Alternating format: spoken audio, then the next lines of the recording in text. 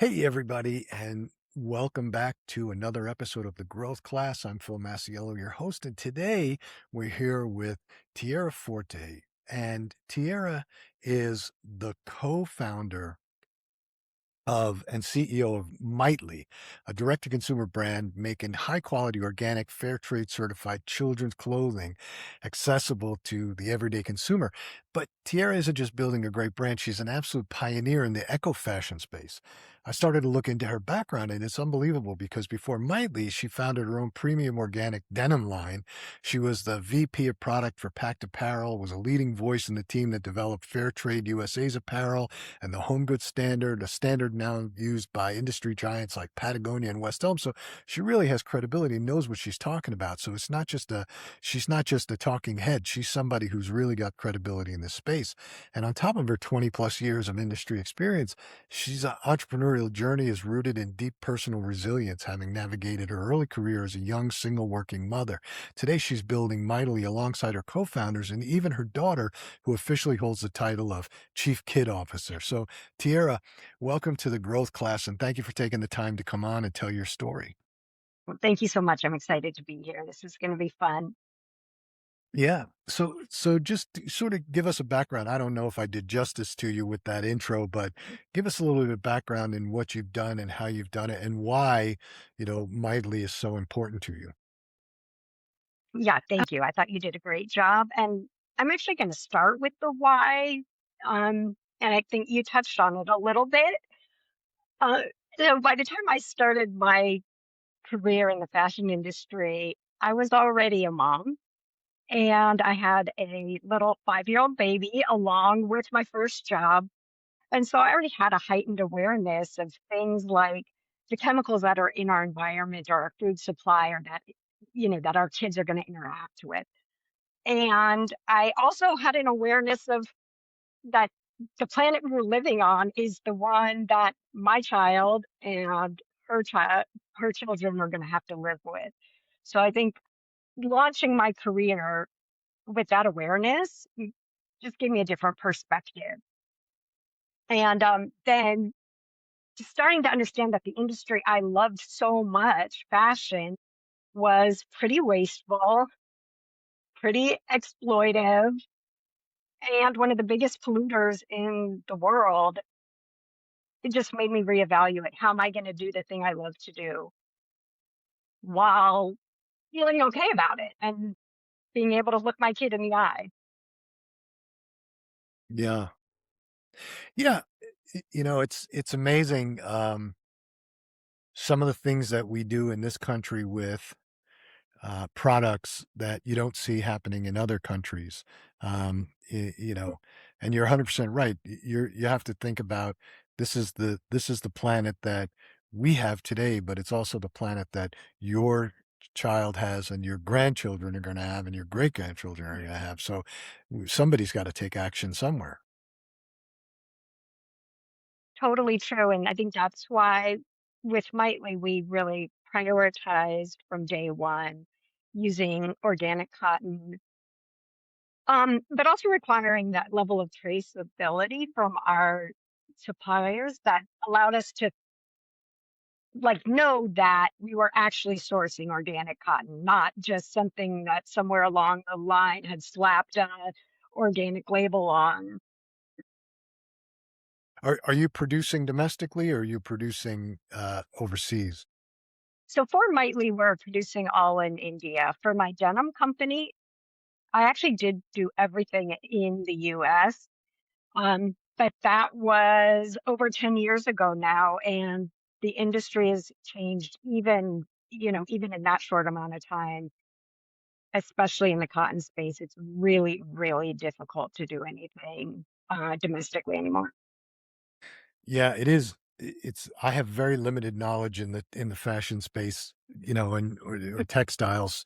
You know, I've done some work in it, and it's a really difficult space because for two reasons, in my opinion. One, the supply chain is so long because you've really got to think about what you're gonna be bringing in, what you're gonna be designing, months out. In your case, I mean, Yeah. it's baby and kids, and it doesn't change as much as, like, fashion does, but it still changes. Colors change and what people want changes. So you've really gotta be almost a soothsayer to think about what's gonna happen, and then, you've gotta design it, you've gotta get it produced, then you've gotta get it on the water to get here effectively because you can't you can't fly everything in, it'll cost you a fortune. So, you're a month or 2 on the water, and then you gotta clear customs and get it in, and it's very much an inventory-based business. I mean, you're carrying a tremendous amount of inventory, and you've gotta deal with all these different sizes that maybe don't all sell, and it's really a ch it's a challenging business if you don't know what you're doing. I'd say it's a challenging business if you do know what you're doing. Um, yeah. Uh, and so I think we're pretty good at knowing what parents are going to want, a year, 18 months down the line. Between the three founders, we have 50 plus years of experience in the apparel industry. We've been forecasting for a long time. Um, but what's particularly challenging, in addition to, knowing exactly what sizes you need and all of that, is we're in I'd say, unprecedented environment of instability right now in terms of supply chains. And this, I'd say, last year or so has really tested our ability to kind of, I'd say, be flexible, understand what the upper limits of what our customers will pay for our product, because we had surprise tariffs and increased shipping costs, increased insurance costs. Um, and that's where I'd say the commitment to organic has really paid off, because our customers have been willing to stick with us through those price increases, because they trust us, they know our quality, um, and they know that the kind of product we sell is really hard to get from other places. Yeah. No, it's definitely great, a product, and when you think about the parents coming up today with children, like, we raised 5 children, and I can remember there were periods of time when we started thinking about what those kids were eating, right? And you start there and you start thinking about the food you're putting in your kids. And then you start thinking about the clothes that you're putting on your kids. And you start thinking about, the skincare that the kids are using. Because all young women start getting into skincare when they're in maybe Yeah. middle school now. And then Mhm. you start Mhm. thinking about all these things and you're thinking about how you want to raise your kids healthy. And so, I think it all, moms today who are like the generation after mine are even more in tune to it. So they're looking at, okay, well, how do I make an impact on the environment and at the same time keep my children safe? Because let's face it, there's some things in that are being done in inexpensive fashion wear that Yeah. do affect you, right? That I mean, we see kids breaking out in rashes when they're wearing a shirt that somebody got from Temu or somebody got from, Shein. So, um, Yeah, and I'd say for us, we really learned the lesson around communication. When we started, we really had talked up the sustainability, the impact on the planet, the impact on the people in the supply chain. And what we found is that, yes, our customers cared about that. They liked those aspects of, but what really moved the needle and got them to open their wallet was understanding that it was going to be better for their kid. And it meant that there wasn't going to be that pesticide residue and toxic dyes, the things that causes rashes, and then other issues that you don't see. but also, the same type of thing. People, I think, are thinking about it in terms of just like you said in the beginning. I, I, it's my planet today. but it's going to be my children's planet and my grandchildren's planet tomorrow, and I have to start thinking about that and not thinking about it in terms of, the short term, but in the long term. And it goes back to everything. It goes back to the food we eat, it goes back to the water, it goes back to, how we drink that water, right? Bottled water has been such a big deal for a long time, but then, microplastics are a thing. And so, and then the plastic winds up in the environment. And so it's all these things that we do. you know, we used to be, I think, even 40, 50 years ago, as a country, we were a little bit more, um, environmentally, sort of, sound, right? When you went to the when you went to the grocery store, we didn't have all this plastic, right? We still had drinking we are still drinking soda in bottles, right? We didn't have bottled water everywhere, and, you deposited the bottles and got your 5 cents back and things like that, and all of a sudden, we just exploded with plastic over about a 20-year period, and now everybody's trying to retreat from that. In my area, they got rid of plastic bags in all the, grocery stores, which I think is a great thing. It was a mandate, but I still think it was a great thing. Now we all have bags. We go into the grocery store, we bag our groceries, we Yeah. go home, you know? Yeah, no, I'd say our customers were probably early adopters of the reusable grocery bag. Um, and I think, in the apparel world, um, you know, there's all this big talk about how everybody wants cheaper stuff. But I think what people want cheaper is housing and gas and groceries. But at least we found that in the apparel world, our customers actually don't necessarily want cheaper stuff. They want better stuff. They want stuff that's going to last. They want stuff they're not going to be worried about creating a rash for their kids. And they want something that they know that, oh, I loved this sweatpant. It fit great. The fabric was nice. When my kid is in the next size up, I can go back to the same vendor and buy that same item. And it's not going to be a totally different fit and quality. And I think that's where we compete, where larger companies can't because they're always chasing the lowest price point. Yeah, I think you hit on something, because I think that larger companies view children's products, as children's fashion, as disposable because kids grow so fast. Totally. And what I've seen in my lifetime, and again, 5 kids, was this whole recyclability of kid stuff. Like, so, strollers, clothing, all of it. The only thing that you couldn't recycle were car seats, but, you went I can remember they had things at the school where you brought, like, stuff in, and parents were there, and taking stuff that you don't need anymore. And it was sort of this recyclability, and I can see that with, good quality products, right? Because you're gonna pass it on to somebody else.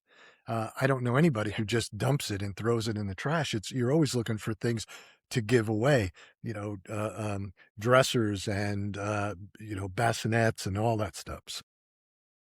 Yeah, and I would say that the same is very much true with clothing, as long as it's still in a condition that the next kid can wear. And that's what we do is create those clothes that can be handed down to younger siblings or friends.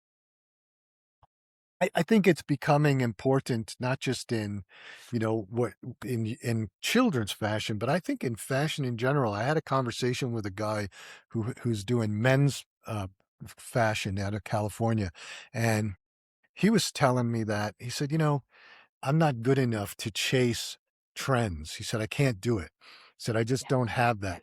He said, so what I do is I try and build products that I know are going to last for a lifetime, and they're in a style that people are going to continue to wear, right? Yeah. Nobody's going to walk away from a leather jacket, right? The same people have been making leather jackets for years. He said, but I can make it cheap, or I can make it really great, something that you're going to hand down to your son and then your son's son.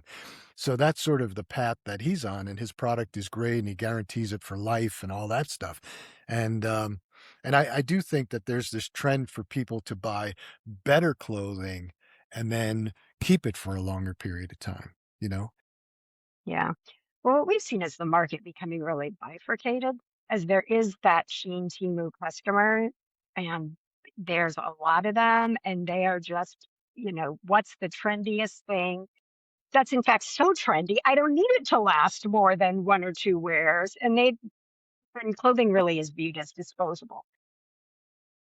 I do, however, think that some of those customers, once they start having kids, may switch over and be like, no, I actually want something that really just feels great, works great, and I can pass down to my younger kid.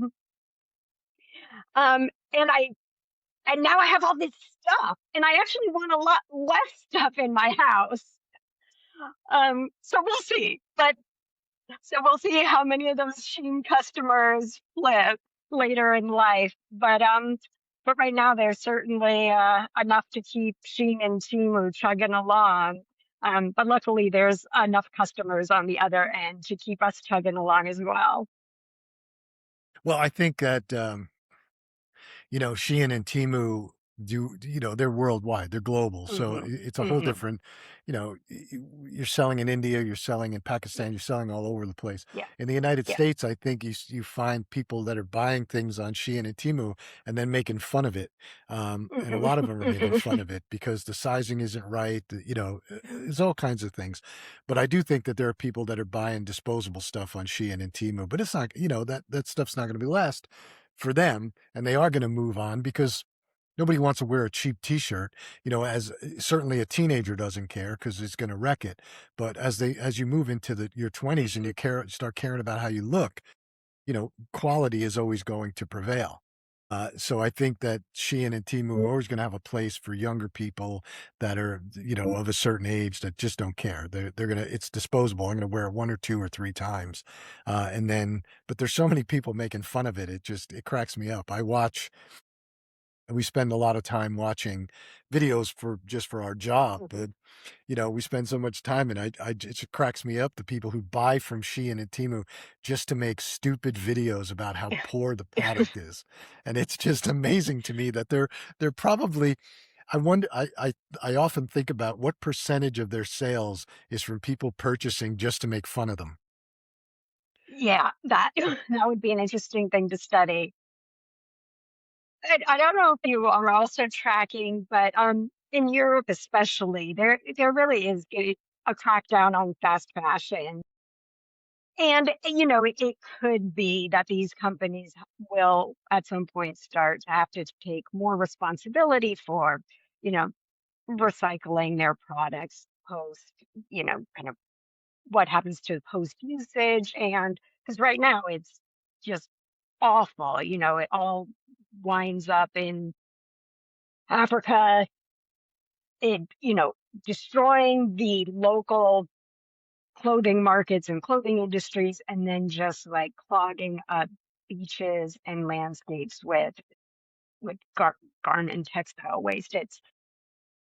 It's pretty bad. Yeah, yeah, no question about it.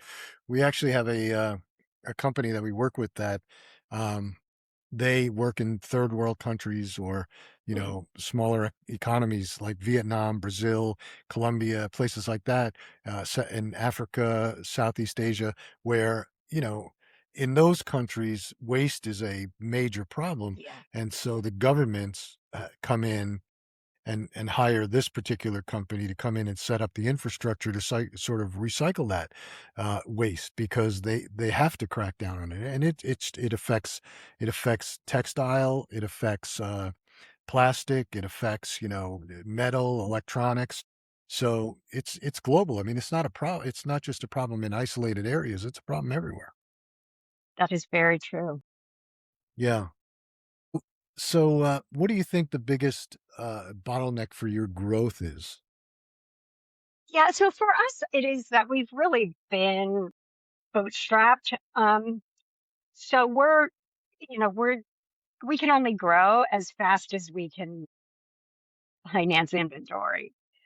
Um, and I think that's not terrible. It's made us be very, I would say, you know, I don't want to use the word cautious because we do take risks, but we take small risks.